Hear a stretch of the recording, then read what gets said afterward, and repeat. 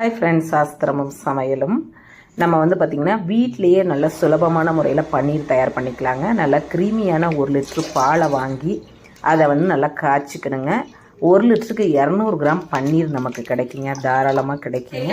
நம்ம வீட்டிலே செய்கிறதுனால வினிகர்லாம் சேர்க்காம 1 லெமன் இருந்தால் போதுங்க. பாலை நல்லா காய்ச்சி சுண்டை காய்ச்சி அதுக்கப்புறம் 1 லெமனை பிழிஞ்சு விட்டு இந்த அளவுக்கு உடசல் மாதிரி வரணும். பன்னீர் நமக்கு ரெடி ஆயிடுச்சுங்க.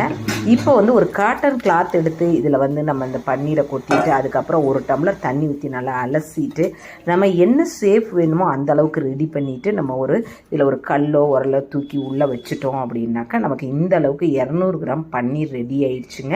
இதில் வேணாலும் நீங்கள் மசாலா பொருட்கள்லாம் அப்போவே போட்டுக்கலாம். பால்லேயே நீங்கள் போட்டுட்டிங்கன்னா ரெடி ஆயிருங்க.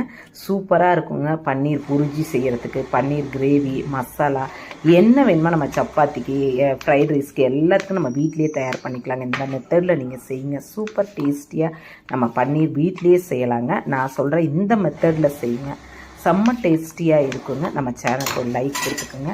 தேங்க்யூ.